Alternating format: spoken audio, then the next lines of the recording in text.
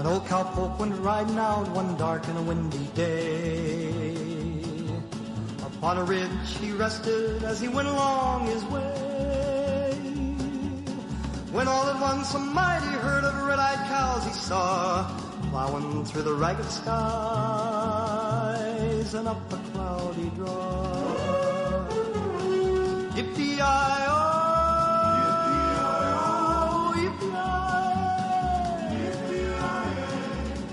ghost herd in the sky. Their brands were still on fire and their hooves were made of steel. Their horns were black and shiny and their hot. Good morning, everyone. How y'all doing today? Oh, honestly, I'm not prepared for a stream this morning. I was up, let's see, 24 and 30. I was up a little over 34, 35 hours yesterday. And when I finally got to bed, I way overslept this morning. Instead of getting up at my usual 4:30, 5 o'clock in the morning, anywhere between 3 and 5, I didn't crawl out of bed until 7:45. Found an emergency text from a friend of mine. He needed me to go and fix some stuff for him on some files for him on the computer. So jumped on the computer and worked on his stuff real quick. It was an emergency, did need to be fixed. Let's put it this way. That sip of coffee I just took isn't even warm anymore. It's at room temperature. And I made that cup of coffee when I crawled out of bed. So, yeah, today's stream, this is going to be a definite fly by the pants type thing today because I am not that well organized today, even less so than what I usually am. But there is a couple of things. I watched some videos last night on YouTube, and yeah, it's there's some interesting things that popped up in the Senate yesterday, and most of it dealing with Garland being testifying before the Senate. So let's go ahead and start with one of those videos real quick. And let's see here, get this video set up. Oh, great. Get it. Get a damn ad. Ain't this fun? All right, here we go.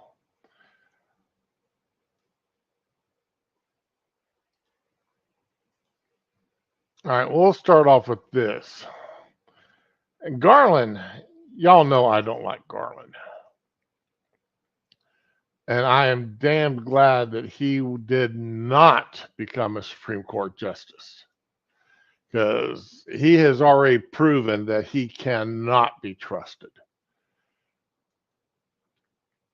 So, okay, let's go ahead and listen to this real quick.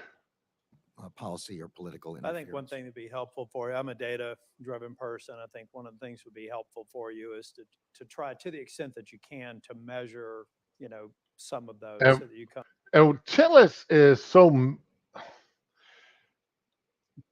does not question in a confrontational manner. He's almost apologetic when he asks a question that is a little bit on the tough side. Come back equipped with data to maybe refute some of the misconceptions about your priorities. I want to talk briefly about my favorite subject when I get on law enforcement. Have you seen the 3.12 March? All right, this is a subpage March 12th? I'll shoot you a link. This Okay. is a subpage that's been out there for a while. It's actually a subpage from ActBlue, which is the largest aggregation engine for many of my colleagues on the other side of the aisle for hard dollar contributions to their campaigns, which I don't begrudge. We have an equivalent platform. What's notable So they're talking about Democratic fundraising platform online. about this is still on the website. They're trying to raise $1.312 million. They've already received contributions. They keep it on the website. And let me just tell you what the run's about. They say, why 3.12 miles? Because 3.12 equals ACAB. And ACAB equals all cops are bastards. Democratic website promoting an all cops are bastards fundraiser. Is that not interesting? Tell me the left isn't really infiltrating the far left, and there's no oversight of what they put on their websites for on the DNC websites for fundraising. I cannot think of anything on the equivalent on the right to this, but maybe somebody who doesn't like me or doesn't like my politics could come up with an equivalent website that's on the RNC website. This is out there. I wish I know that the vast majority of my Democratic colleagues do not embrace that. Some of them may, but I think it's time to remove this website and to remove this crap that they're trying to talk about law enforcement. In 2020 and 2021, I introduced a bill called Protect and Serve, and it was specifically. So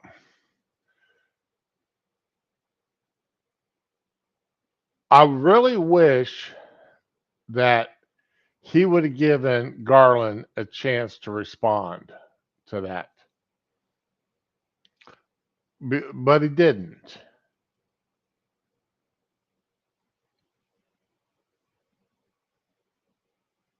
He didn't give him a chance, and I thought that was a shame. So now Chuck Grassley, he did get into it with Garland, and this was fun. This was fun actually listening to this. And as usual, when Grassley's talking, I speed this up. Oh, hey Neil, morning JoJo. As usual, Grassley's talking, I speed it up because, well, Grassley just he's like Kennedy. He talks so slow.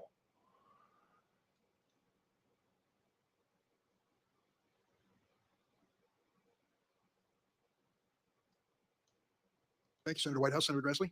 At last year's FBI oversight hearing, Ray committed to protecting whistleblowers that have approached my office about wrongdoing at the department and the FBI. Do you commit to me, this committee, and the Senate as a whole, that any retaliatory conduct against whistleblowers will be disciplined? I do, Senator, and you know well, more than any other member of this committee, that I've been a staunch supporter of whistleblowers and of the False Claims Act during the entire period of my role as a judge as well. I'm going to set up a hypothetical fact pattern for you and ask you to tell me how you would handle it. The Justice Department and FBI receive information from over a dozen sources. That's the first one. Second, those sources provide similar information about potential criminal conduct relating to a single individual. And third, that information was shared with the Department and FBI over a period of years. According to department policy and procedures, what steps would the department take to determine the truth and accuracy of the information provided by those sources? I'm sorry, these are whistleblowers, so they're internal sources. Is that what you're saying? I'm not sure. Doesn't matter where that comes from. Just the fact that I want to know you got that information. How would you go about handling it? Yeah. So reports of wrongdoing are normally reported to whatever the appropriate department component is. It might be U.S. attorney's offices in the district in which it allegedly took place. It might be directly to FBI components and FBI task forces. In cases involving whistleblowers, of course, there are specific provisions for making complaints to the Inspector General's office or the Office of Professional Responsibility or the Inspections Division of the FBI. Recent lawfully protected whistleblower disclosures to my office indicate that the Justice Department and the FBI had at one time over a dozen sources that provided potentially criminal information relating to Hunter Biden. The alleged volume and similarity of the information would demand that the Justice Department investigate the truth and accuracy of the information. Accordingly, what steps has the Justice Department taken to determine the truth and accuracy of information provided? Congress and the American people, I think, have a right to know. Now, Garland here, this is ironic here. You know, Garland absolutely hates being questioned anything when it comes to the Hunter Biden laptop. His response is almost like a canned response, you know, an old laugh track that he just opens up and it spews out the same nonsense every freaking time. You know, push button A, push button B, push button C. You know, it's almost like he's got it programmed as to what he wants the response is going to be, because it's usually one of three responses. So as the committee well knows from my confirmation hearing, I promised to leave the matter of Hunter Biden in the hands of the U.S. Attorney for the District of Delaware, who was appointed. Button A, this is his usual this is his most used canned response. In the previous administration. So any information like that should have gone or should have gone to that U.S. Attorney's offices and the FBI squad that's working with him. I have pledged not to interfere with that investigation, and I have carried through on my pledge. In April 2022, you testified to Senator Hagerty that the Hunter Biden investigation was insulated from political interference because it was assigned to, as you just now told me, to the Delaware Attorney's Office. However, that could be misleading because without special counsel authority, he could need permission of another U.S. attorney in certain circumstances to bring charges outside the District of Delaware. I'd like clarification from you with respect to these concerns. The U.S. Attorney in Delaware has been advised that he has full authority to make those kind of referrals that you're talking about, or to bring cases in other jurisdictions if he feels it's necessary. And I will assure that if he does, he will be able to do that. Does the Delaware U.S. Attorney lack independent charging authority over certain criminal allegations against the president's son outside of the District of Delaware? He would have to bring, if it's in another district, he would have to bring the case in another district. But as I said, I promised to ensure that he's able to carry out his investigation and that he be able to run it. And if he needs to bring it in another jurisdiction, he will have full authority to do that. If you provided the Delaware U.S. Attorney with special counsel authority, isn't it true that he wouldn't need permission of another U.S. attorney to bring charges? It's a kind of a complicated question. If under the regulations, that kind of act, he would have to bring to me, to the Attorney General under the regulations. Those kind of charging decisions would have to be brought. I would then have to, authorize it and permit it to be brought in another jurisdiction. And that is exactly what I promised to do here already. That if he needs to bring a case in another jurisdiction, he will have my full authority to do that. Has the Delaware U.S. Attorney sought permission from permission of another U.S. Attorney's office, such as in the District of Columbia or in California, to bring charges? If so, was it denied? So I don't know the answer to that. I do, and I don't want to get into the internal elements of decision making by the U.S. Attorney, but he has been advised that he's not to be denied anything that he needs. And if that were to happen, it should ascend through the department's ranks. And I've not heard anything from that office to suggest that they're not able to do everything that the U.S. Attorney wants to do. Well, I got to stop this here for a minute. This is, I don't believe a word coming out of this man's mouth about this. I really don't. I do not trust him. I want to see that gentleman that they're talking about. I want him up here and testifying. I want the records reviewed,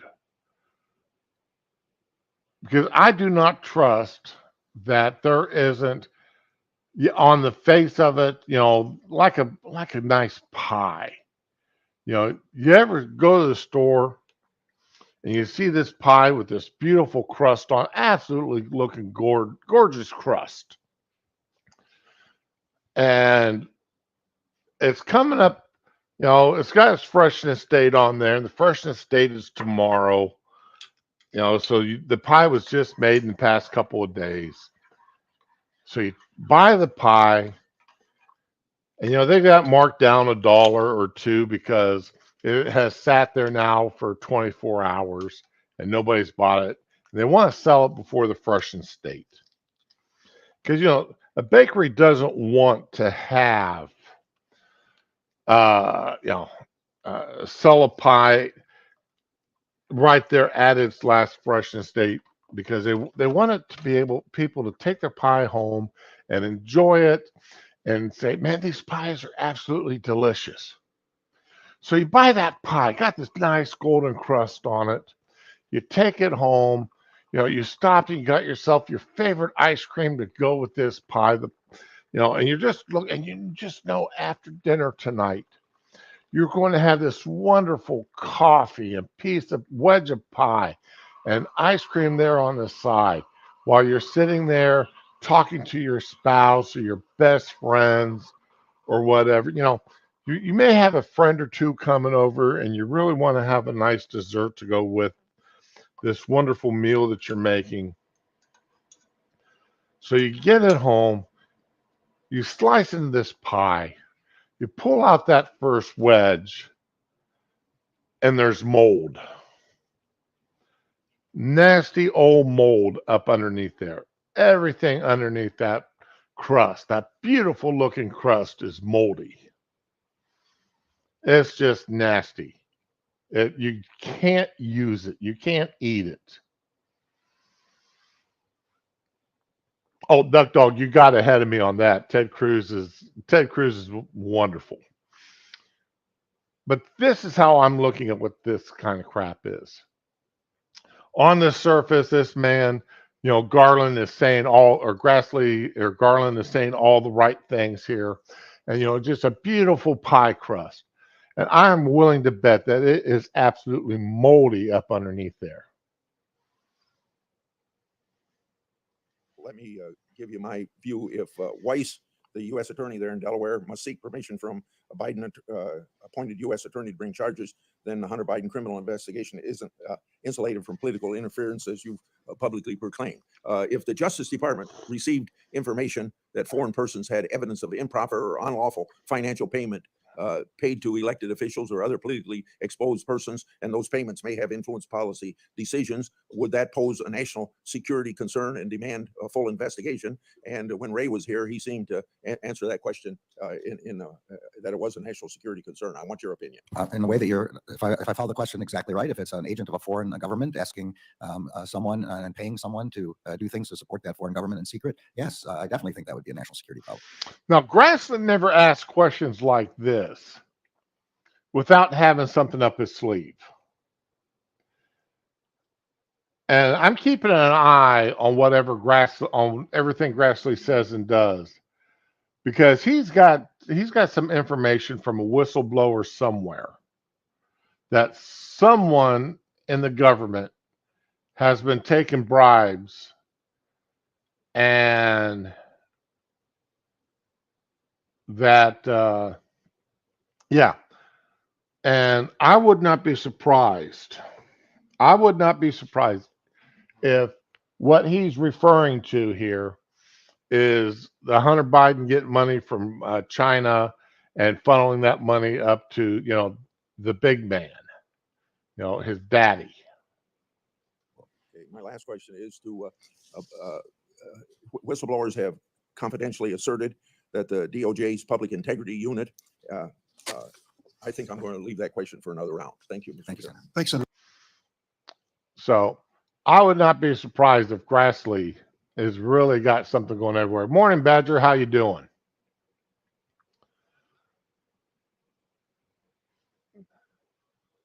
Yeah, I just don't trust Garland. I don't trust him. He is weaselly as hell. He's a snake in the grass.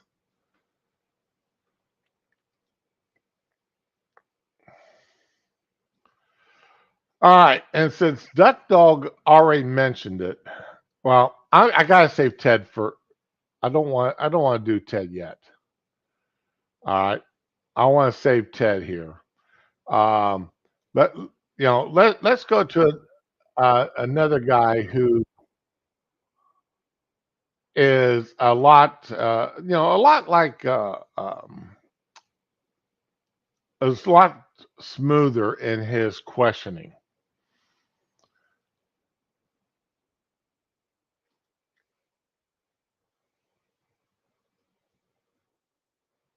And he really is one of my favorites when it comes to questioning uh, people, and that's Kennedy.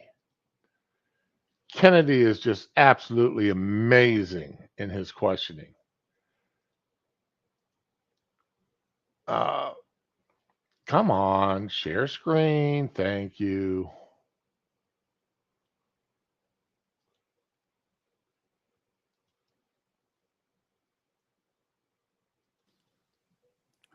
Thank you, Mr. Chairman.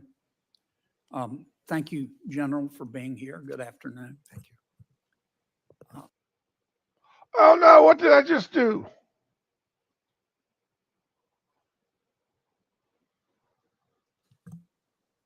I read this somewhere. I don't remember who said it, but I wrote it, but I remember it. It was once observed that a parent who stops loving their children, if a parent stops loving their children, the children will not stop loving the parent. The children will stop loving themselves. I know we can agree that we should encourage parents to be involved in their kids' lives. Absolutely. And I'm sure we can agree that we should encourage parents to make their kids do their homework. Yes, so there's sometimes some resistance to that. Right, right. And to make sure they get sleep at night so they can be ready for school. Yes. Here's what I've always been confused about. Didn't you understand the chilling effect that it would have to parents when you issued your directive, when you directed your criminal divisions and your counterterrorism divisions to investigate parents who were angry at school boards and administrators during COVID? So, Senator, if you just give me a moment to put the full context, I did not do that. I did not issue any memorandum directing the investigation of parents who were concerned about their children. Quite to the contrary, the memorandum that you're talking We all read this memorandum. All right, weasel as you want. We all read it. about says at the very beginning of the memorandum that vigorous public debate is protected by the First Amendment. And the kind of concerns that you're talking about are, as expressed by parents, are, of course, completely protected. There's that pie crust. There's that pie crust. That's the top of the layer. Yeah, it looks beautiful on the top because he threw that in there. Memorandum was aimed at violence and threats of violence against a whole host of school personnel. It was not aimed at parents making complaints to their school board. And what did the school boards consider violence? Parents getting up there and threats of violence? Parents getting up there saying, we're going to vote you out. And you don't deserve to be sitting there. And we demand your resignation. That's what the school boards were considering threats of violence. Anybody who raised their voices in anger. And it's still going on. Yeah, exactly, Green Badger. Let the gaslighting begin. And it came in the context of a whole series of other kinds of violent threats and violence against other public officials. Let's walk through this.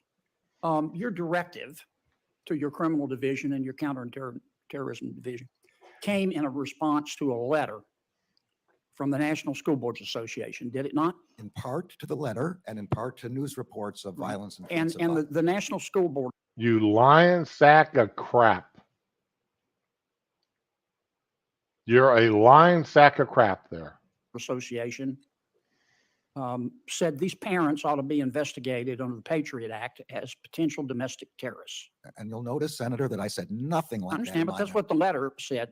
There was a reference to that in the letter, Right. something I disagree with. And your employees helped them write the letter, didn't they? I don't know anything to suggest that that's true. I No, think don't. it is true. Well- And the White House helped them write that letter, didn't they? I don't know. I have no knowledge about that, but certainly I don't know.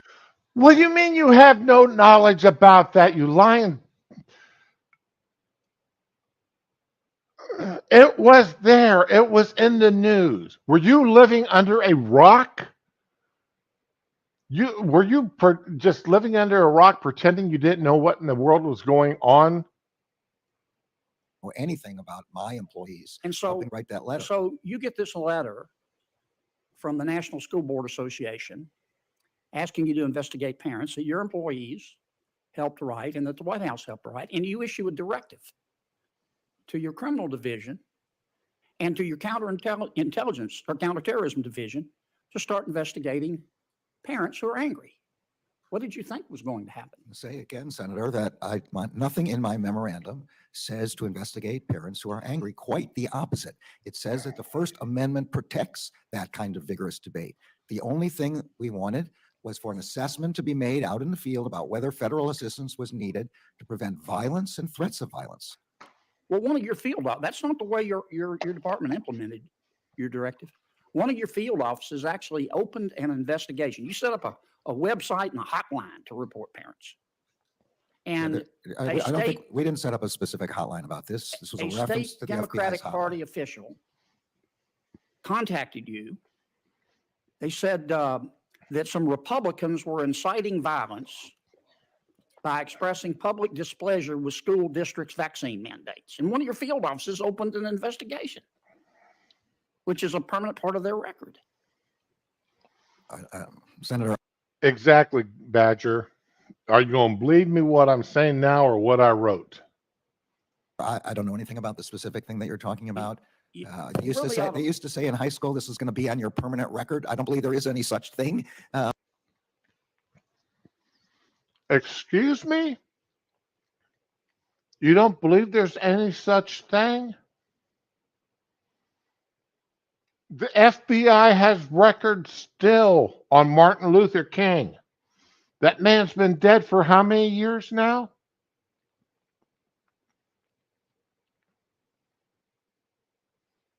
You're saying there's no such thing as a permanent record? How much more permanent can you get than having records on a man after he's dead? With Oh, respect to I this, think there is at the FBI, General, and you and I both know there is. There was a lady a mom in Michigan. She has a special needs kid, and the kid was doing pretty well. And she got upset with her local school board over its closures and virtual learning policies. And she went to the meeting. And she made an intemperate comment. She accused them of being a bunch of Nazis. Why would the FBI open an investigation of her?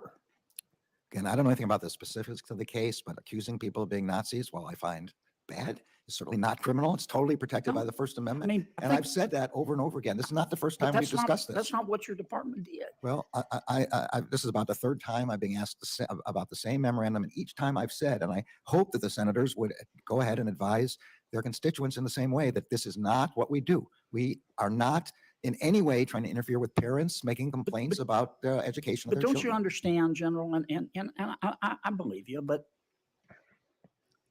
don't you understand that this looks like you were just giving in to the teachers' unions and politicizing the disagreement, the honest disagreements? I mean, we only, as a result of some of our school board policies, we only experienced the largest learning loss for our kids in modern history. Don't you think parents had a right to be upset? Absolutely. Instead of, you implemented, what's a threat tag? I didn't implement the threat tag. What you're talking about there is a part of internal FBI operations. Yeah, And so, you- as far as I you can, directed your folks, though, to open threat tags. Sean, Neil, you guys are exactly right. And yeah, they do question him about Antifa, or not Antifa. They actually question him about Jane's Revenge. tags on these parents I and, didn't- and investigate them. Yeah, I did not direct that. My understanding from testimony by the FBI is that when somebody makes a complaint and it involves, if somebody gives a tip that a school official is being threatened, then there's, in order to look at trends, they mark it as a tip involving a school official. They have the same set of threat tags. Now listen here. Look, listen to what the man is saying here. Let me back this up here just a little bit. Pay attention to exactly what he's saying. To look at trends, they mark it as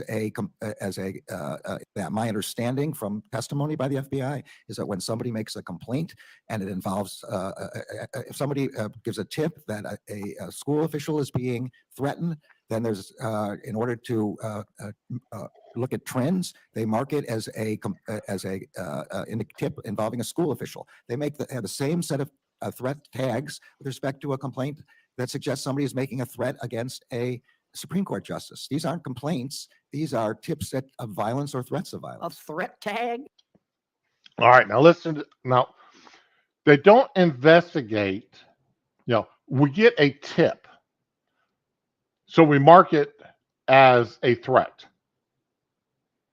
They don't investigate to see what exactly was said, what exactly was done, what kind of threat was actually made, what was the exact wording, and determine whether or not what was said was actually a threat, was it actually a whatever.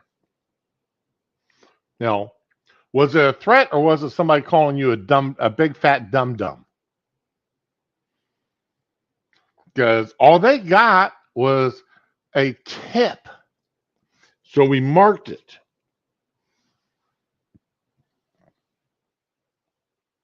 So, I mean, and why didn't you look to see what was actually there? What was actually said? What was actually written? Somebody was mean to me. Somebody threatened me. Somebody said something mean to me, something I didn't like, so I was threatened. I felt threatened. And the FBI said, yep, here's another threat against a school official. On a parent for being concerned at a school board meeting? It's not on the parent. It's not on whoever. It's on to indicate that a threat was made against, or at least alleged that a threat was made against a school board member or a school official or a teacher or a school. Some of these turned out to be bomb threats. Senator Kennedy, we're going to have a second round of questioning on behalf of. I understand.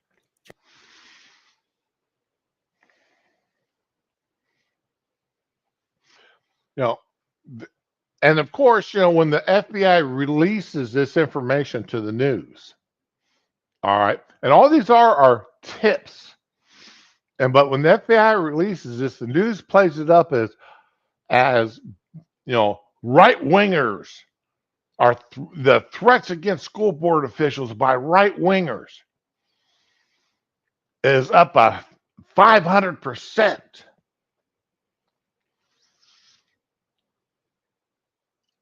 And what was you're a big fat dum-dum head who needs to get off the school board. Or I disagreed with you, I'm going to vote against you. Or I disagree with you, so I'm going to mount a campaign to ensure you don't get reelected.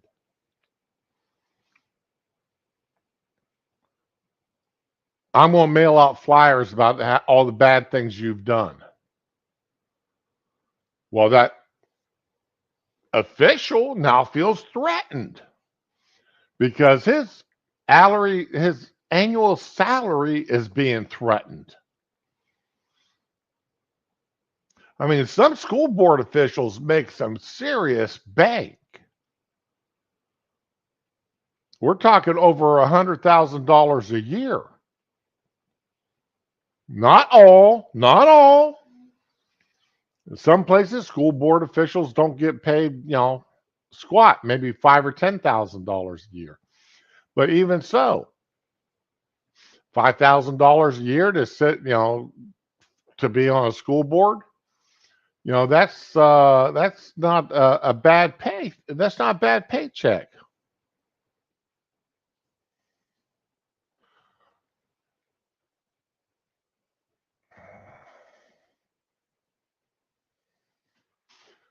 All right, school board official pay. Let's see here.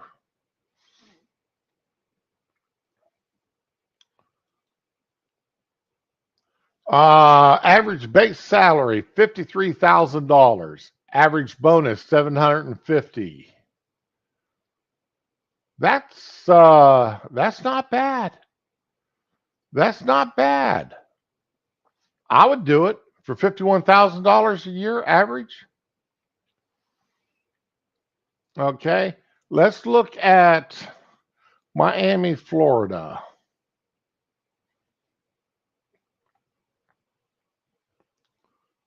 All right, that's I could do that.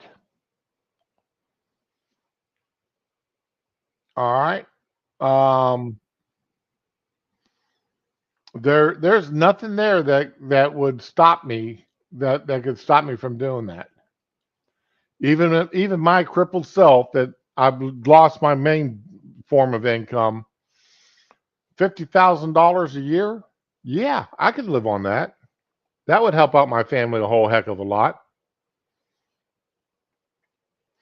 Green Badger, yeah, I'm there with you.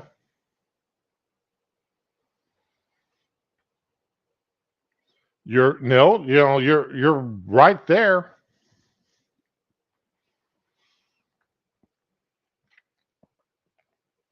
Hell, that 50,000, that's what about what the wife and I made combined taxable income for the past couple of years. So the wife could almost quit working. But anyway,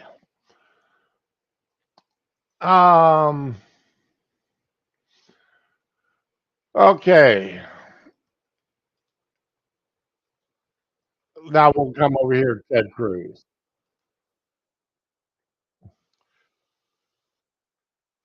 Ah,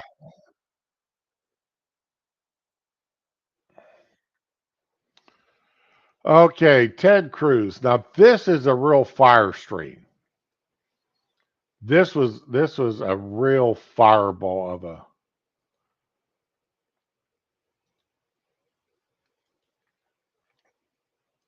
Ted, we all know how burned up Ted Cruz can get,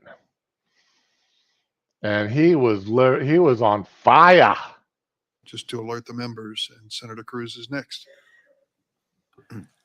Thank you, Mr. Chairman. Yeah, he's alerting the members that Ted Cruz is about ready to come up. Get your asbestos suits on and have fire extinguishers at the ready. General, welcome. As you know, as I observed at your confirmation hearing, you had built a long record on the Federal Court of Appeals and a reputation of being relatively nonpartisan. And so I had hopes that your tenure as Attorney General would continue that record. I have to say I'm deeply disappointed in what the last 2 years have shown. In my judgment, the Department of Justice has been politicized to the greatest extent I've ever seen in this country. And it has done a discredit to the Department of Justice, to the FBI, and to the administration of law in this country. Let me start with a simple question. General Garland, is it a federal crime to protest outside of a judge's home with the intent of influencing that judge as to a pending case? The answer to that is yes, but I also want to at least respond to your characterization of the department, which Sure. I vigorously disagree with. I believe the men and women of the department pursue their work every single day in a nonpartisan and appropriate General way. Garland, there are thousands of men and women who do that. And I'll tell you, I hear from prosecutors at the Department of Justice. I hear from agents at the FBI who are angry that it is treated as the enforcement arm for the DNC instead of upholding the law in a fair and even-handed manner. So you are right. There are thousands of men and women that are doing the job, but it is the political leadership that you're responsible for. So you just said, yes, it's a crime to protest at the home of a judge. Same goes for jurors, by the way, with the intent of influencing a case. But in the wake of the leak of the Dobbs decision, when rioters descended on the homes of 6 Supreme Court justices, night after night after night, You did nothing. The department did nothing. When extremist groups like Ruth Sent Us and Jane's Revenge openly organized campaigns of harassment at the homes of justices, you sat on your hands. When these same groups posted online information about where the justices worship, or their home addresses, or where their kids went to school, you again sat on your hands and did nothing. Your failure to act to protect the safety of the justices and their families was an obvious product of political bias. You agree with Roe versus Wade. You disagree with the Dobbs decision. And the Department of Justice under this president was perfectly happy to refuse to enforce the law and allow threats of violence. And as you know, those threats finally materialized with Nicholas Roski, a 26-year-old man from California who traveled across the country, was arrested outside the home of Justice Kavanaugh, armed with a handgun, a knife, and burglary tools. And he said he came there to kill Justice Kavanaugh because he was enraged by the leaked opinion. Now, of course, you're prosecuting that individual for attempted murder, but did you bring even a single case to enforce this law, or did the Department of Justice decide this? In today's world, the future can seem unnerving. Have you tried to buy groceries Sorry about lately the and noticed ad. your bill seems pretty? This law doesn't apply if it's harassing justices for an opinion we don't like. When the Dobbs draft was leaked, I did something no attorney general in the history of the department. Because no, there has only been a very, very few. I think one is the correct answer. Supreme Court leaks on a case of this magnitude in the past 200 plus years. So that's probably why no other attorney general has ever had to do anything, because it's never happened at this magnitude before. Had ever done before.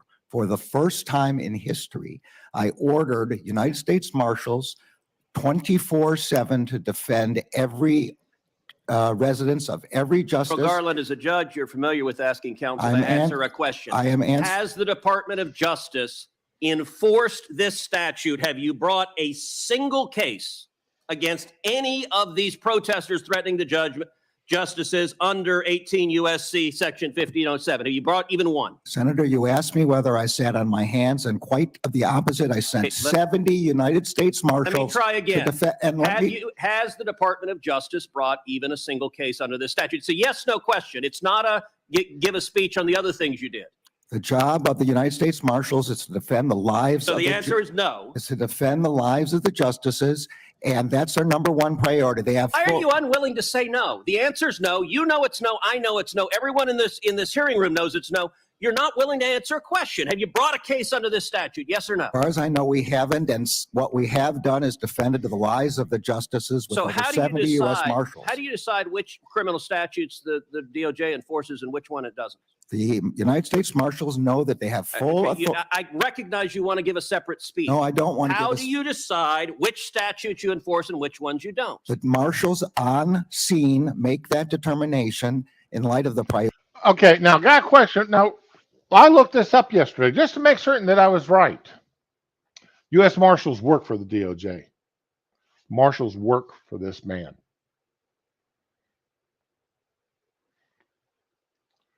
Why did he not direct the marshals to make arrests? Why did he not, or did he direct the marshals not to make arrests? Why were there not arrests made? I mean, they could have got the local police to come in and make arrests. Why didn't they get the local police? Why didn't they get the local sheriff? Why didn't they get the city cops out there to make arrests in conjunction with the U.S. Marshals and then have them charged under this law? Why? Now, you know, we're so used to seeing the left protesting. Where's the incitement charges here. Remember, the right protested on January 6th. That's not the first time the Capitol building has been charged. It's not the first time people have protested inside the Capitol building.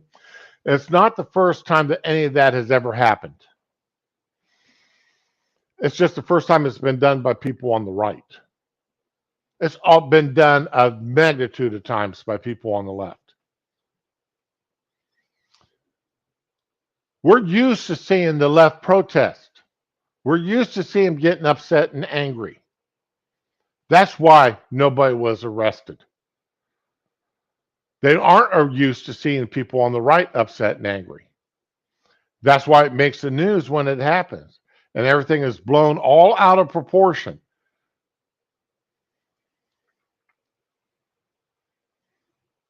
Priority of The defense. marshals do not make a determination over whether to prosecute. You, the attorney general, make a determination, and you spent 20 years as a judge, and you're perfectly content with justices being afraid for their children's lives, and you did nothing to prosecute it. Let's shift to another area. Can I answer the question? No, you The Attorney cannot. You General- have refused to answer the I am question. answering your question. The How did Attorney you General choose does not decide whether to How arrest. did you choose not to enforce this statute? The marshals on Marshals scene, don't make that decision. they do make the decision of whether to make To an arrest. prosecute someone? No, they don't. If they make a, Marshals do not have prosecution. if they make an arrest, All right, then it goes to the. change.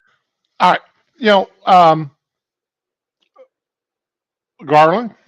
Yeah, morning, Data Wasteland. How you doing? Garland, you sent FBI agents to all corners of this country to make arrests based on January 6th. You sent FBI agents as far as to Alaska, I believe, to make arrests because of January 6th. You've based on videos. You've got stuff out on Twitter, pictures of people saying, do you know this person? If so, let us know, because we want to talk to them about January 6th. But you have not taken a single step like that about these people under this law. Why not? Why not? This is that two-tier justice system that we talk about. The left can do what they want, when they want, how they want, cause as much damage as they want, billions of dollars of damage over a 2-year time period by the left. All over the country. And nothing is said. Oh, they raised a few fingers in the air and go, oh my, oh my. The January 6th happens. The right gets out there and protesting what many feel was an election that had issues with it. And all of a sudden, it's an insurrection. It's wrong. The people who did this were evil. They're the worst people on the planet the earth, that they don't even deserve to get bail. They don't deserve to get medical treatment.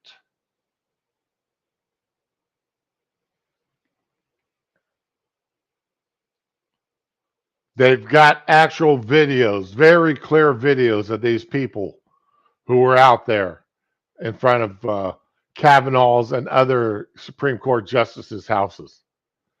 And they've not made a single arrest. Garland has every opportunity to send FBI agents out there to investigate and to track them down, just like they track down people in Alaska and Florida and all across this country over January 6th. It's not a want of we can't, it's a want of we won't. Change topics because our time is limited. We've also seen across the country violent attacks to pregnancy centers by similar left-wing terrorist groups, including one graffiti of a firebomb building said Jane was here. There have been attacks all over the country. And yet, the Department of Justice has not brought these violent criminals to justice. You contrast that. If you're a violent criminal and you attack a crisis pregnancy center, that is not a priority in the Biden Department of Justice. Contrast that to Mark Houck, who's a pro-life activist. He's a Okay, this is going to sound a little nuts, but the fastest and easiest way to make passive online income on sidewalk counselor. And he had an altercation with someone who allegedly interfered with his son's personal space and threatened his son, and he pushed him. Now, in an ordinary world, pushing someone would be maybe a simple misdemeanor assault, but not under the Biden Department of Justice. If you're a pro-life activist, what can you expect? Well, in this instance, according to Mr. Houck's wife, 24 agents clad in body armor and ballistic helmets and shields and a battering ram showed up at his house pointing rifles at his family. Why do you send 24 agents in body armor?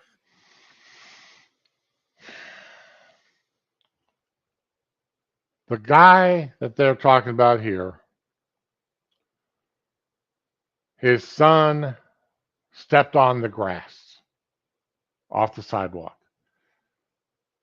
And this guy comes running out of the abortion clinic, yelling and screaming and threatening the boy. And the father pushes him away from the boy.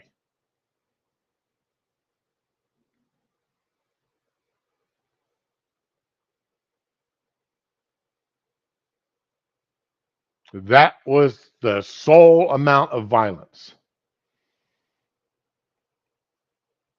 To arrest a sidewalk counselor who happens to be pro-life, but you don't devote resources to prosecute people who are violently firebombing crisis pregnancies. It is a priority of the department to prosecute and investigate and find the people who are doing those firebombings. They are doing it at night and in secret. So, and we have found one group which we did prosecute. You found one. How many have there been? How many attacks? There have been a lot. And if you have any information specifically as to who those people are, we would be glad.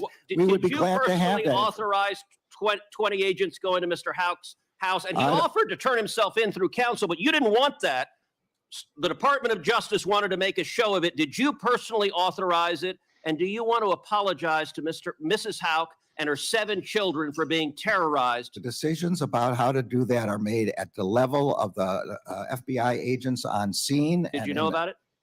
I did not know about it until the way you're describing it. And my understanding is the FBI disagrees with that description. How can the FBI disagree with that description when they got photographic evidence of what happened and how they showed up? Remember, the guy offered to turn himself in. The guy's lawyer contacted the FBI and said, hey, you want him? Fine. We'll go and turn ourselves in. The FBI said, no, we're not going to allow you to do that. Now, they could just send a couple guys out in business suits or polo shirts, knocked on the man's door and said, hey, we're here to arrest you. We need you to come with us. But no, they didn't do that. They sent out these guys looking like they were heading into a armed terrorist camp. They couldn't do that. They sent these guys out looking like they were heading into an armed terrorist camp. You know, you want to talk about the militarization of the local police. How about the militarization of the FBI? These guys didn't need to show up like that to arrest them. Now, I'm going to show my age here. There used to be a TV show on called The FBI with Ephraim Zimbalist Jr. as the station head or the district leader or whatever his title was. And this was back in the 60s. The show used to be on 60s, early 70s, maybe. And yes, this was Stephanie Zimbalist's father. Stephanie Zimbalist was in that TV show with Pierce Brosnan, where she was the real detective, but since Pierce was so good looking. He was the face of the show. But anyway, um, these guys never went out and to make arrests looking like that. They went out in business suits. Now I know that's Hollywood, that's fantasy. But if somebody wanted to arrest me, and even though I do carry a firearm, they wouldn't need to come out with shields and gas masks and hard helmets on, looking like they're heading into a prisoner of war camp or something like that. They could show up in their underwear, say they're here to arrest me, and I say, okay, fine. Here's my firearm. Please remove it. And my hands are in the air. Let's go. Just show me your badges. These people that the FBI, and again, it's just a minor miracle that somehow news stations were warned, were informed ahead of time. Yeah, Remington Steele. Thank you, Raman.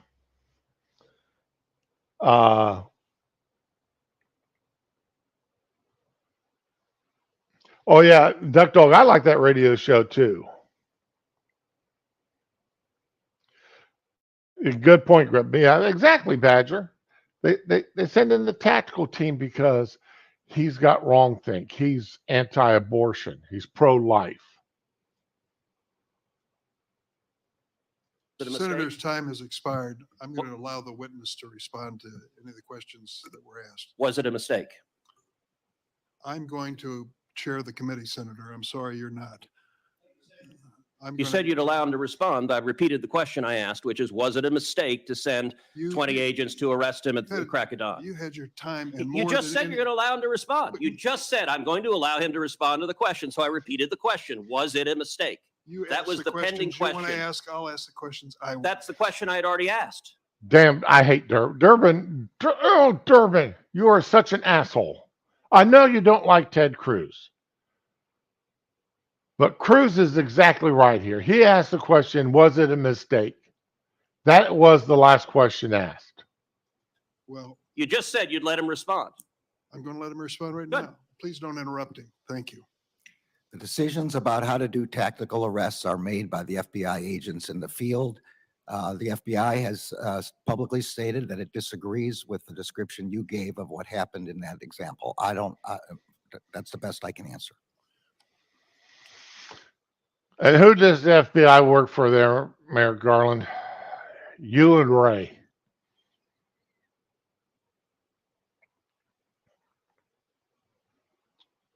You and Ray. That's who they work for.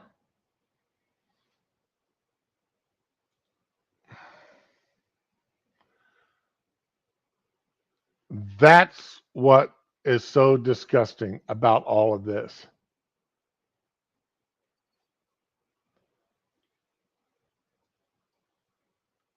And speaking of disgusting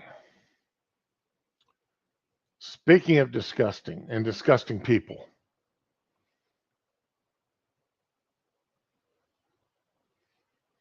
Chaz, they didn't even bother to go in there looking for Chaz. FBI didn't go in there. As far as I know, they still haven't arrested any of them people.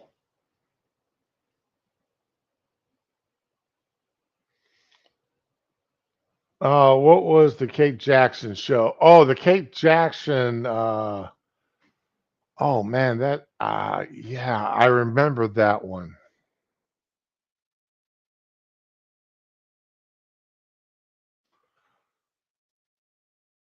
Scarecrow, Mrs. King.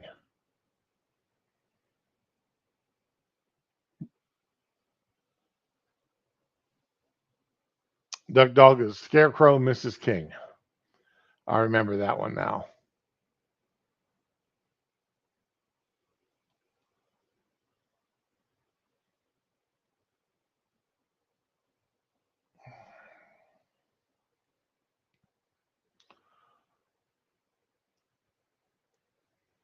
I tell you guys, if you want to listen to something, if you know, fun stuff to listen to, pull up some of these old radio shows. I mean, you can. I mean, they still have 'em going on into the 60s and 70s. But pull some of them up and listen to them. I really highly recommend listening to yours truly, Johnny Dollar. Those are some amazing radio shows. To think of the story they tell using nothing but sound. The shows are amazing.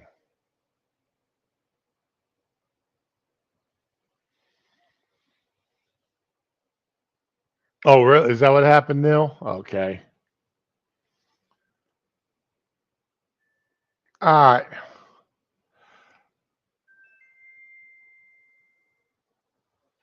Now, I want to remind, okay, we're going to pull up something here. Okay.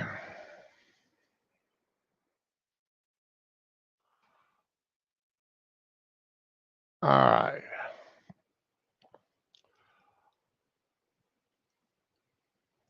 Let me share this with you just so that y'all know where I'm coming from here on this next one. You know, for not having a chance to plan anything this morning, to get anything organized, literally, I mean, I'm sitting here at, you know, I looked down my watch and it's 8:45, and I don't even have my thumbnail ready, let alone anything else. This first hour has gone by pretty good. Yeah, they do Duck Dog. There's a couple of them that do a bunch of Johnny Dollar.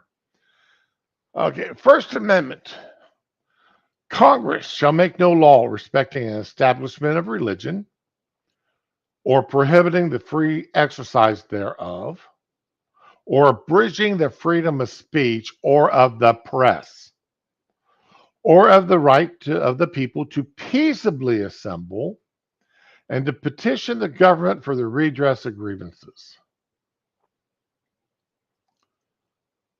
It seems like this particular administration and this particular Democratic Party leadership don't like the First Amendment. They really don't. Or they only like it when people they agree with are exercising their First Amendment rights. They really have a problem with people on the right, with conservatives and libertarians exercising their First Amendment rights. They have an issue with that. Okay. And they have an issue of that to the point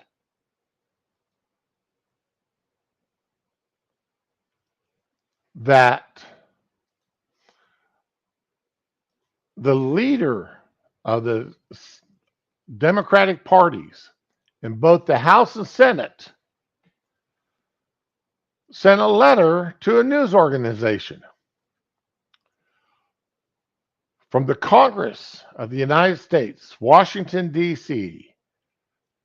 Was at 20515, March 1st, 2023, to Robert Murdoch, chairman of Fox Corporation, Lachlan K. Murdoch, executive chairman and CEO, Fox Corporation, Suzanne Scott, CEO, Fox News Media, Jay Wallace, president and executive editor of Fox News Media. All right, so this letter came from, hey, Spoonie, how you doing this morning, my friend? So this letter is directed to a news organization, not to the entertainment section, to the news organization.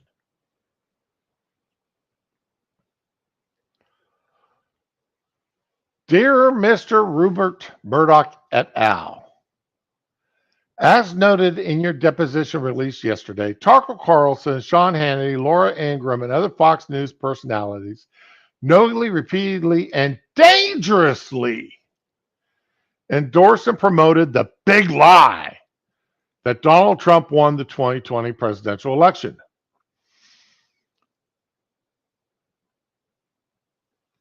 Though you have acknowledged your regret in allowing this grave propaganda to take place, your network hosts continue to promote, spew, and perpetuate election conspiracy theories to this day. The leadership of your company was aware of the dangers of broadcasting these outlandish claims. By your own account, Donald Trump's election lies were damaging and really crazy stuff.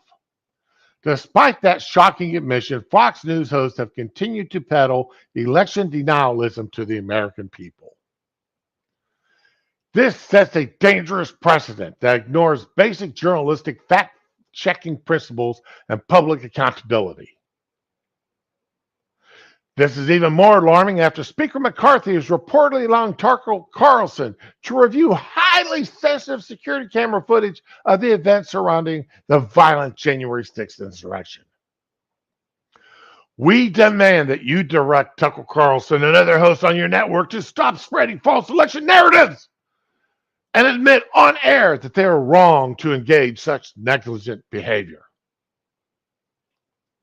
As evidenced by the January 6th insurrection, spreading this false propaganda could not only embolden supporters of the big lie, notice how they make that capitalized, big lie, to engage in further acts of political violence, but also to deeply and broadly weakens faith in our democracy and hurts our republic in countless other ways.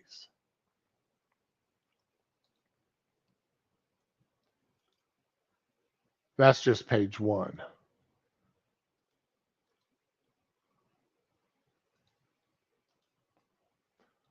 Fox News executives and all other hosts on your networks have a clear choice. You can continue a pattern of lying to your viewers and risking democracy, or move beyond this damaging chapter in your company's history by siding with the truth and reporting the facts. We ask that you make sure Fox News ceases disseminating the big lie and other election conspiracy theories on your network. Sincerely, Charles E. Schumer, Majority Leader, United States Senate. Hakeem Jeffries, Minority Leader, United States House of Representatives.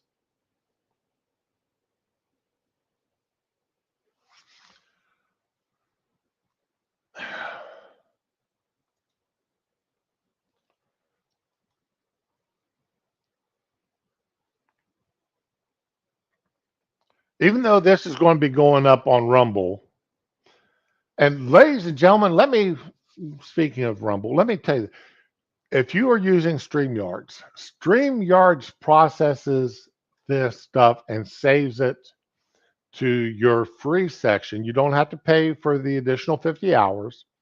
All you got to do, but as long as you keep it clean or under 50, it'll save it to that 50 hours to where you can rename it, download it, and re-upload it to Rumble or other sites very quickly. And I will also tell you that it doesn't take a whole lot of hard drive space. I bought a 2 terabyte thumb drive, flash drive the other day, and everything that I've streamed that I could access and download is just a very minuscule part as an MP4 format. It'll take me years to fill this thing up. I'll have years worth of downloaded videos before I fill this thing up. But anyway, even though this is going to get downloaded and then re-uploaded over to Rumble here within an hour of me finishing the stream. So I don't care if YouTube takes it, I don't want YouTube to take it down. I don't want to say anything that YouTube may determine that I'm telling the big lie or supporting the big lie. I find it extremely offensive that elected officials from the Congress would write a letter like that demanding how a news network presents their opinion shows. Opinion shows. Every one of the shows they're talking about are opinion shows. They're not news shows.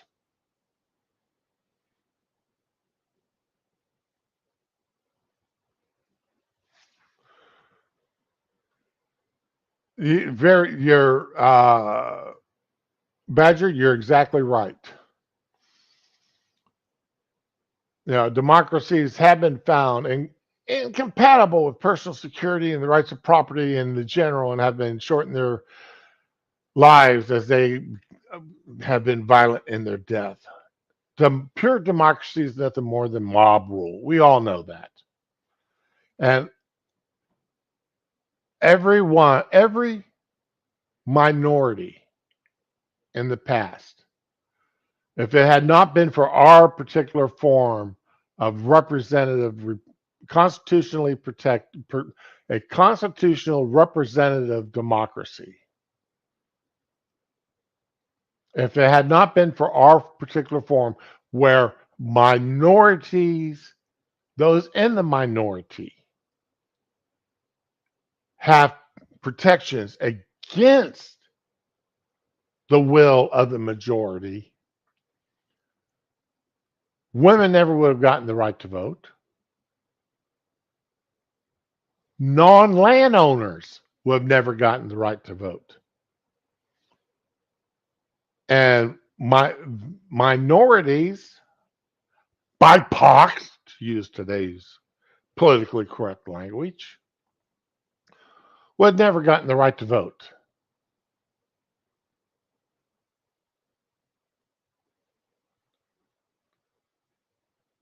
So let's not condemn our form of government. Our form of government is the best form of government out there that's ever been practiced.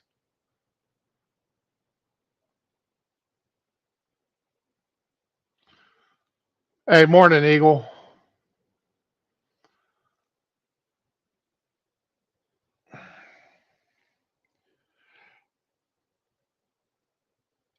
MSNBC's opinion hosts tell more lies in one show and more distortions in one show than anything that's done on Fox News in a week. Now, I'm going to be honest, I quit watching Fox News a couple of years ago. One, I just don't have time, and two, I got tired of yelling at the TV. And I also got tired of being in an echo chamber.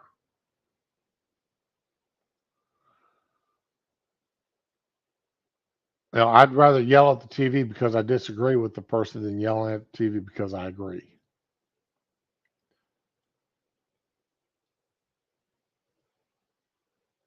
But we've got a problem here when the majority leaders and the minority leaders in the Congress believe that they are so secure from anything, any kind of official repercussions in telling a news network what they can and can't say. And they did this on letterhead with their official job titles. So they're doing this under the color of law. This is a threat. This is a veiled threat by the Democratic leadership in the Congress.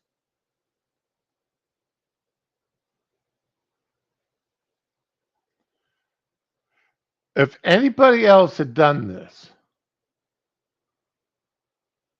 and I'm going to do the what if, imagine anybody doing this on the Republican side towards MSNBC or The View or anything, or CBS, CNN. My God, the opinion shows on CNN, the lies that they spread. the lies that are spread on these networks, on those two networks, CNN and MSNBC, and the distortions of the truth. Imagine McCarthy sending a letter like this to the head of CNN or the head of MSNBC. The hell that would be raised, and the demands that they be removed from their offices would be all over the place. You know, how dare you threaten our use of the First Amendment? We have this right.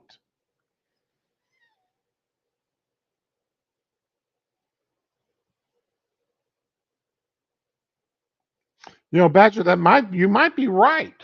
You might be right about that being controlled opposition.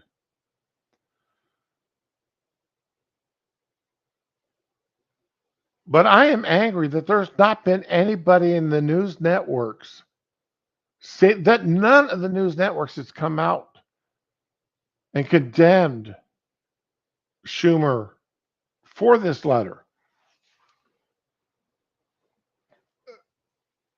There should have been somebody saying something about this.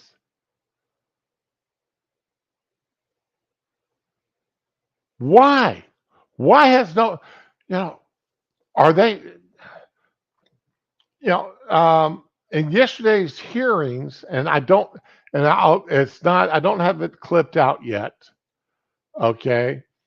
But in yesterday's hearings, they were talking about 230 protections and how they and with Garland and what needs to be done for the 230 hearings. And well, it's under Garland, but they're talking about Section 230 and protections. And everything they talked about was stuff that would help the left.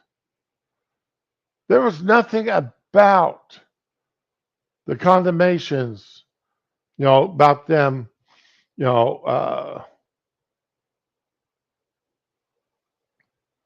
helping, preserve conservative voices. There was nothing there about preserving conservative voices. It was all about conserving liberal voices and pushing liberal agenda.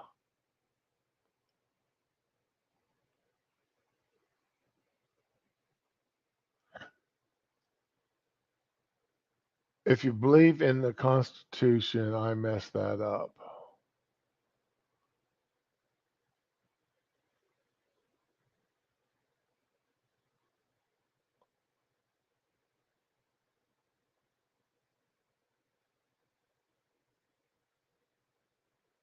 Oh, okay. I see what you're saying.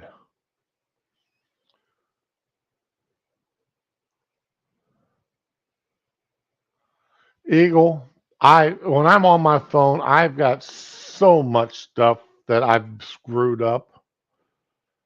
But anyway, yeah, we have got a problem when the leadership of the Democratic Party believe they can get away with stuff like this. This is not even funny. How dare Schumer feel that he can, feel that he's so damn secure and has so much support. That's what's scary, is he believes he has so much support amongst the print media that he can actually tell a news network what they can and can't say. All right. I find that so highly offensive. Because that was nothing but veiled threats. But they get away with it. They get away with it every time. And there's nothing anybody can do about it. There's nothing we can do because he's getting away with it. And imagine he gets away with this. What's the next thing he's going to try to do? You know, what's he next going to do to push his control over the media, the one network that dares to consistently to give air to conservative voice, what they consider the conservative voice, the voice that doesn't toe the line to the Democratic and far left.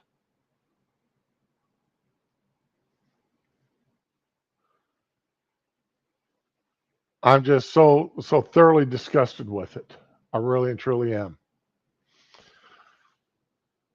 Oh, that's just amazing that happens. That I honestly don't know what to say about that. And let's see if I can find something else here. I don't care about the FAA hearing guy.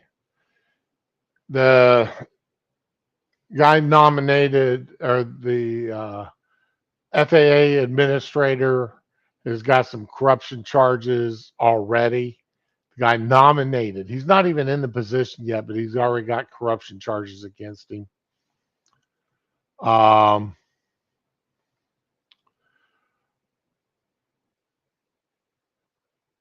think we already talked about Whedon. We already did that about Raskin. Yeah, that somebody actually did finally stand up to Raskin. I don't have the video of that. I'll try to find that for tomorrow's show. Raskin and his nonsense that he went over yesterday. But that's all I've got for today. So unless y'all have something that you want me to talk about. Oh yeah, they definitely think they've got the elections wrapped up. But I think Lori Lightfoot may have thrown some ice water in their faces. Because I know a lot of people who are actually surprised she lost. You know, there's, of course, you know, a lot of people there's been you know, people were racist in this vote, or people were voted against her because she's a lesbian, and you know, while she's not beautiful, so they voted against her. Look, they knew she was a lesbian when they elected her. They knew she was black when they elected her. They definitely knew she wasn't beautiful when they elected her.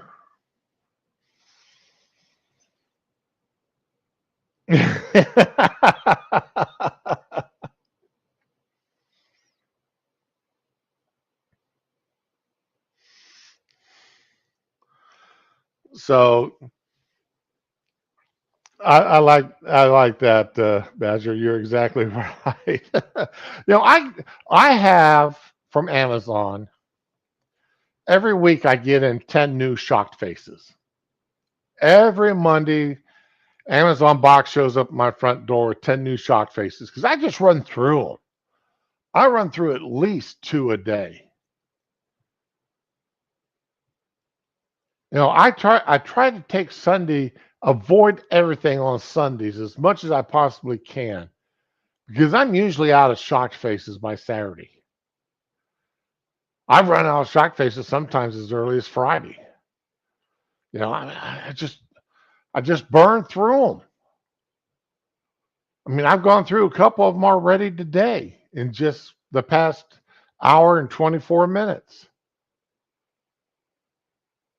So yeah, just, you know, keep making a recurring order from Amazon. You know, a new shock face every Monday.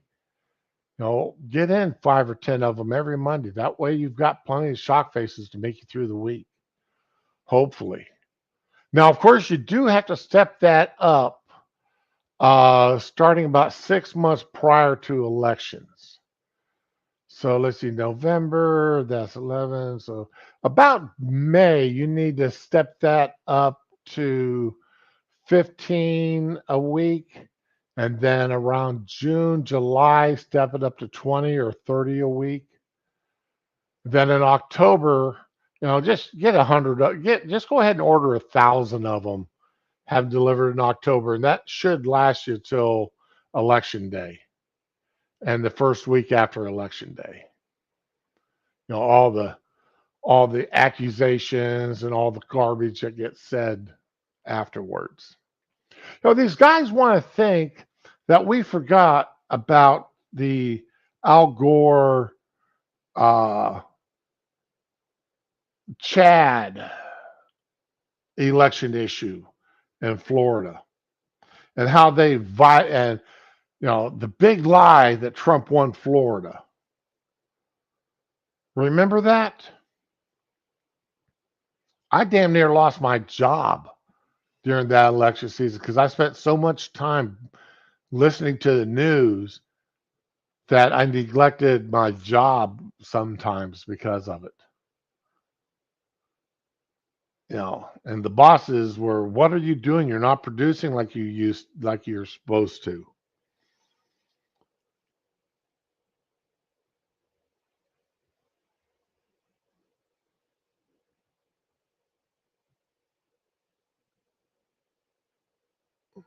Oh, good luck. No, I probably won't be streaming, Neil. But good. I hope you studied hard for that test. Yeah. God, that was the one job I hated getting assigned when I was in the Air Force. Have to go sit there, and we didn't have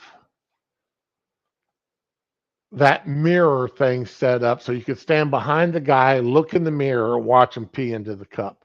No, you had to stand in front of them, staring down at him, watching him pee into the cup. I have, you stand there and watch 30 or 40 people pee in a cup in one day. It's like, oh God, please. Yeah, what did I do to get this job? I hated that assignment.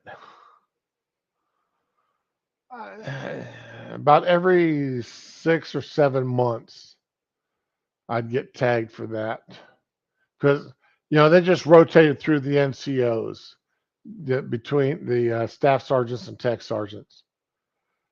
They just rotated all of our names through. So about every 6 months or so, I'd have to go out there and watch somebody from another unit pee, some guy in another unit pee in a cup.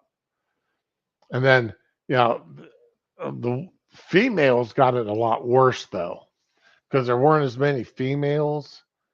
So they got tagged a hell of a lot more often because they'd have to go and sit there and watch other women pee in a cup.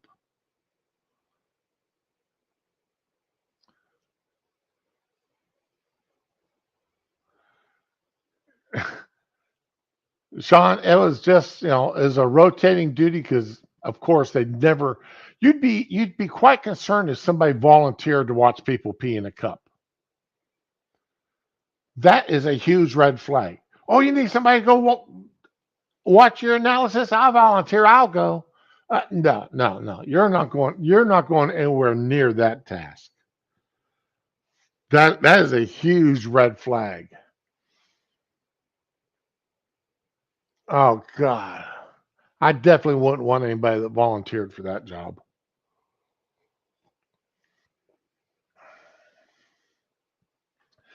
Now, what they did is they just, they rotated through alphabetically,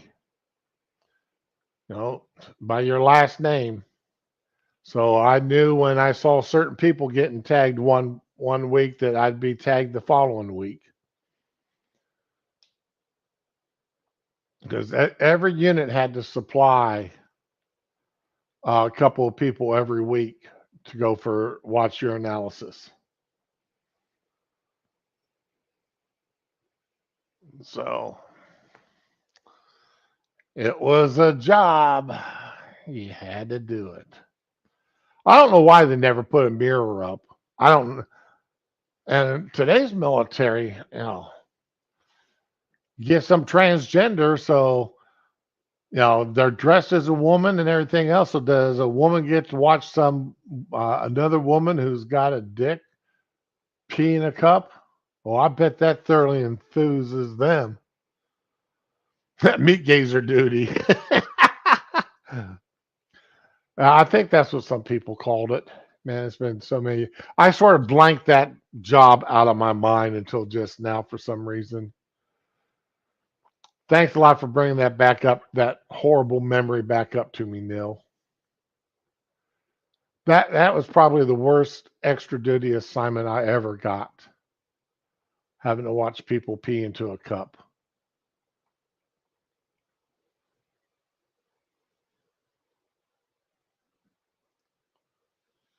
So, but anyway, but when it was your job, when it was your turn to have to go pee in that cup, they had plenty of bottled water there for you to drink. Because of course, it was rain. It would be, you weren't notified. You're given, okay, go. You got to go across base right now and go pee in the cup. But I just went. They got water. Grab water when you go in and drink it until you have to pee. So today's really bad. I would imagine, especially for the women who got to go in there and watch the transsexuals pee in a cup. Because technically in today's military, they're actually a woman, regardless of what they have down below. Oh, well, that is what it is. So, all right. Of my 20 years in the military, I had damn few jobs I hated. Actually hated. Damn few additional duties I actually hated. Now, there's a couple of jobs I did my best to avoid. Like after, whenever we had an open base with air shows and such, that following Monday after the air show, there'd be no planes scheduled to fly because we had to go out and pick up the garbage that blew into the flight line area. And you spend all day, you spend 4 or 5 hours of your shift out there just walking in a line shoulder to shoulder with other people picking up garbage that the wind had blown. And you walk one way, then go up a little bit, walk back, go up a little bit, walk back. I did my best always looking months ahead, find out when the air show was going to be, and schedule leave for that entire week. And I'd burn. So what if I had to burn 2 days of leave over a weekend? I'd do it. I'd start leave on Thursday and end it on Wednesday, just so that I wouldn't have to go out and pick up the flight line. 8 inches of snow, nice.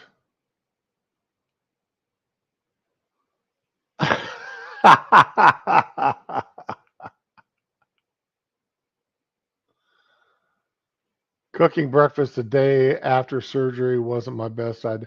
Ooh, Spoonie, what kind of surgeries you have? Oh man, I hope. Well, you survived it, so I hope everything went well. Last week we had an ice storm, no power for 2 days. Yeah, Eagle, my wife, she gets mad at me because I make certain that I keep my freezer full of prepared foods. I always cook a lot more than what I need. And all the extras gets bagged up and put in the freezer. And that way, when I got no power, all I got to do is break out the propane camp stove, set it up on the counter, and warm it up. Hey, there's dinner.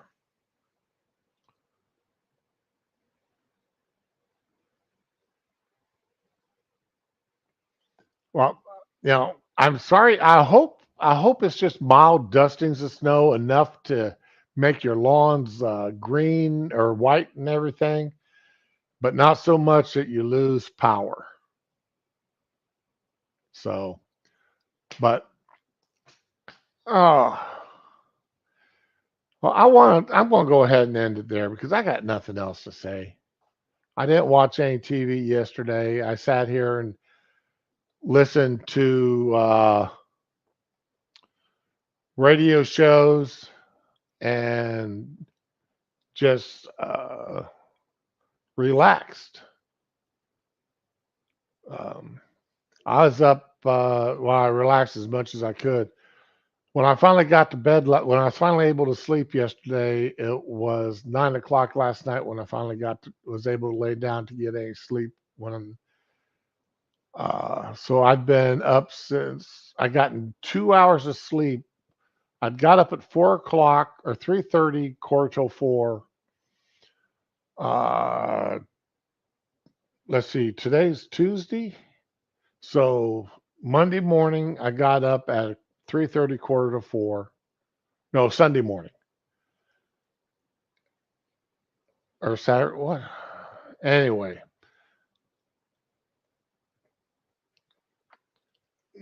today's Tuesday, right? Yeah. Oh no, today's Thursday.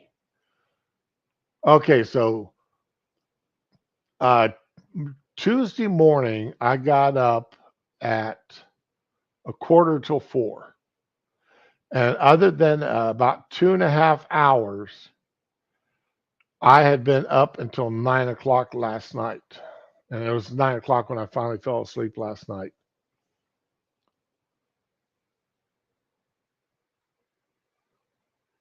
Oh, had your gallbladder removed. Oh.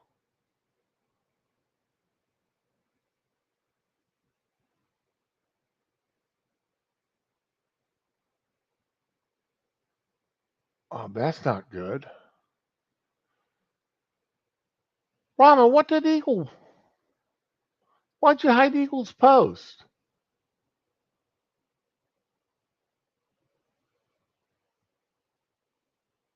Ramen, what did you do? What did Eagle do?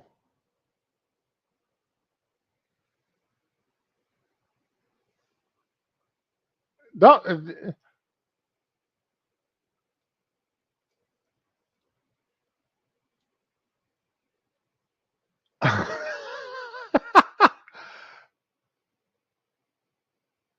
I wonder if her kid got on her computer.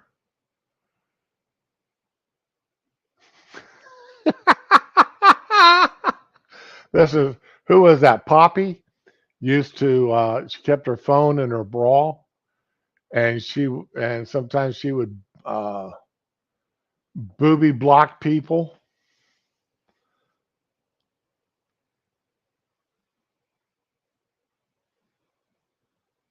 That always happened a lot on Monkey streams. That was fun. I haven't seen Poppy in a long time. I hope she's doing okay. I haven't seen her out and about at all lately. It's been a long time since I've seen her anywhere. Has anybody seen Poppy around? Well, Spoonie, I'm glad it was a microsurgery, so it wasn't too bad. Speedy recovery. Oh. And on that, I'm going to go ahead and I'm going to call the stream. So I want everybody to have a good day. Enjoy themselves, please. Relax. Spoonie, you do whatever your doctors told you to do. And everybody have a good one. And tomorrow's a Friday Fun Day stream. Oh, okay. Poppy was over in Minions. Okay, great. And as always, be with the ones you love and love the ones that you're with. Oh, hey, Sheil. Did you send it to did you DM it to me?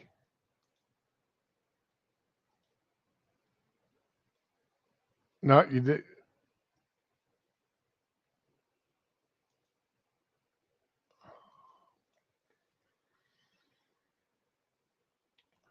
Okay, we're being held up here until I see Shio's link.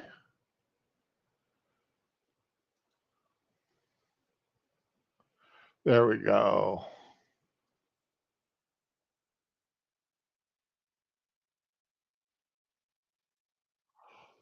Oh, oh. No, I'm not showing that, Shio. I am not showing that. Oh my God, no, I am not showing that. No. I am, because that would earn me a week's vacation. I am not showing that. But God, that news station screwed up and screwed up bad. Oh no. Okay. Be with the ones you love and love the ones that you're with. Bye.